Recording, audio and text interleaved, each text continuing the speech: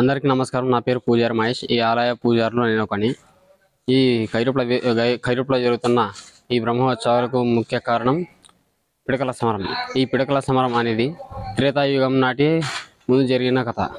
ఈ ఈ త్రేతాయుగం నందు వీరభద్రస్వామి హంద్రీ నది ఎందు ఆవిర్భవించి అక్కడి నుంచి రెండు ఎద్దులు పట్టుకొని వచ్చి ఆ ఎద్దులని ఇప్పుడు కర్రీ పుల్లగా ఉంది. ఆ రెండు ఎద్దుల పేరు మీదే ఈ గ్రామానికి దేవరాయపురం పోయి కర్రీపుల్ల నుంచి కైరుప్లగా మారింది. ఈ నుగ్గులాట అనేది పూర్వం వీరభద్రస్వామి భద్రకాళిపై మనసు పడడంతో ఆమె నిరాకరించడంతో ఆమెకు ఆగ్రహించిన వీరభద్రుడు గ్రామంలో ఉన్న పెద్ద మనుషులతో సంధి చేయించాలని కోరగా భద్రకాళీదేవి ఒప్పుకోలేదు. అదేవిధంగా వీరభద్రస్వామి వృషభాలతో ఉన్న పేడను తీసి వీరభద్రస్వామిపై వేయడానికి వెళ్ళింది. ఆ పేడ కాస్త వాయుదేవుని సహాయంతో పిడకలుగా మారి వీరభద్రుడి నుంచి దూరం పడ్డాయి. అదే ఒక ఆచారంతో ఇప్పటికీ అలాగనే నడుస్తుంది. పూర్వం రాళ్ళతో కొట్టుకున్నారు. ఆ రాళ్ళతో కొట్టుకోవడం ఇప్పుడు పిడకలతో కొట్టుకోవడం ఆచరిస్తూ ఆచార వ్యవహారాలను పాటిస్తున్నాము. అదేవిధంగా ఇక్కడ భద్రకాళి వీరభద్రేశ్వర స్వామి వారి కళ్యాణం అంగరంగ వైభవంగా జరుగుతుంది. తదనంతరం రథోత్సవం, మరుసటి రోజు రాత్రి భద్రకాళి సొమ్ము దోచుట, మరుసటి రోజు వసంతోత్సవంగా జరిగి ఈ ఆలయంలోని బ్రహ్మోత్సవాలు ముగుస్తాయి. ఓం నమ శివాయ. పూజారి మంజునాథ్. ఇది ఖైరుపుల గ్రామము, ఆస్పరి మండలము, కర్నూలు జిల్లా.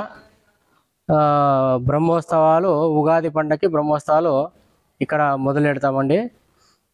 ఉగాది పర్వదినము నుగ్గులాట ఉంటుంది. ఉగాది మరుసటి రోజు పంచమి రోజు 3వ తారీఖు రథోత్సవం ఉంటుంది. అమ్మవారిది భద్రకాళి సమేత వీరభద్రస్వామి పార్వతీ పరమేశ్వరులు రథోత్సవం ఉంటుంది. పూర్వం ఇది త్రేతాయుగం నాటి త్రిశంకు మహారాజు నిర్మించిన త్రిమూర్తుల దేవాలయము, బ్రహ్మ విష్ణు మహేశ్వర. తదనంతరము అనాది కాలం తర్వాత వీరభద్రస్వామి అక్కడ హంద్రీ నదిలో నివాసం ఉంటూ పశువులు మేపుతూ ఉన్నారు. తర్వాత ఆ స్వామివారిని ఇక్కడ తీసుకొచ్చి వెలసించడం జరిగింది.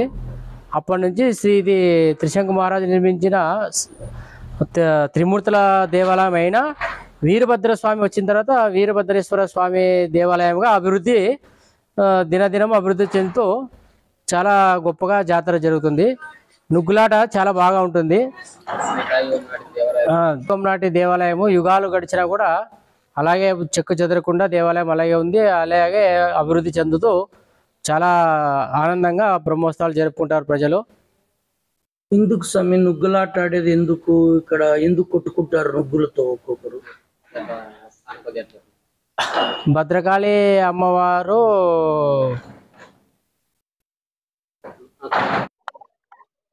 నా పేరు చందు యాదవ్. మాది ఖైరుపుల గ్రామం, ఆస్పరి మండలం, కర్నూలు జిల్లా. మేము ఇది ఆనాడే వస్తున్న ఆచారం. వీరభద్రస్వామి కాళిక దేవుల వివాహం జరుగుటకు ముందు ప్రేమ వివాహమై వాళ్ళు గొడవలు పడి విడిపోతారు. తర్వాత ఈ సంబరం మేము చేసుకుంటాము. ప్రతి ఆనాటిగా వస్తుంది ఈ ఆచారం. మాకి మేము ఎక్కడున్నా చదువుకుని పోయినా మేము ఇక్కడ వచ్చి ప్రతి సంవత్సరం వచ్చి ఇక్కడ మేము పాల్గొనడం జరుగుతుంది. ఇరు వర్గాలుగా విడిపోయి మేము కొట్టుకొని మరి సామరస్యంగా ఉంటాము. సమరం తర్వాత గాయాలైతే మేము విభూతి రాసుకుంటాం.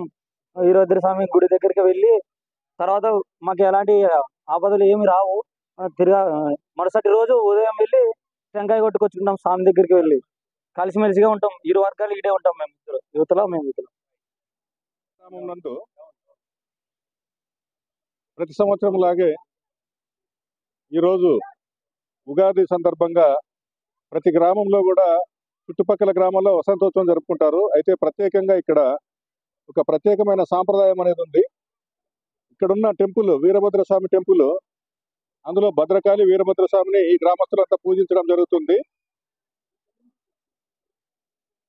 ఈ గ్రామం యొక్క సాంప్రదాయం ప్రకారము వీరభద్రుడు, కాళికాదేవి ఇద్దరు వివాహం సందర్భంగా సల్లాపాల్లో భాగంగా ఇద్దరు కూడా పిడకలతో ఒకరిపైన ఒకరు వేసుకోవడం అనేది జరిగిందనేది ప్రతీతి.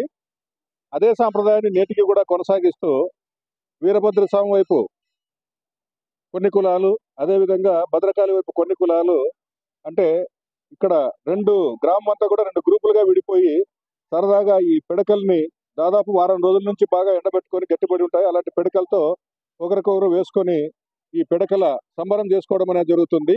యథావిధిగా ఈ సంవత్సరం కూడా ఈ పిడకల వేట అనేది జరిగింది. దీనికి ముందు ఈ ఖైరుపల గ్రామమే కాకుండా కార్మంచి నుంచి కూడా సాంప్రదాయం ప్రకారము కార్మంచికి ఆ గ్రామ పెద్ద అంటే రెడ్డి కులానికి సంబంధించిన గ్రామ పెద్ద ఊరేగింపుగా గుర్రం పైన రావడం జరుగుతుంది.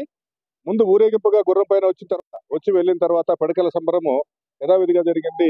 ఎలాంటి అవాంఛనీయ సంఘటనలు జరగకుండా మన ఆస్పరి సిఐ మస్తానయ్య గారు ఒక 3 ఎస్ఐలు తర్వాత 60 మంది సిబ్బందితో అన్ని రకాల చర్యలు తీసుకోవడం జరిగింది. ఈ ట్రాఫిక్ కూడా ఎలాంటి అంతరాయం జరగకుండా అందరూ కూడా ప్రజలు ఎవరు ఇబ్బంది పడకుండా ఉండేలాగా అన్ని చర్యలు తీసుకోవడం జరిగింది. ప్రజలందరూ కూడా యథాప్రకారం సుఖ సంతోషాలతో ఈ సాంప్రదాయాన్ని కొనసాగిస్తూ మంచి వాతావరణం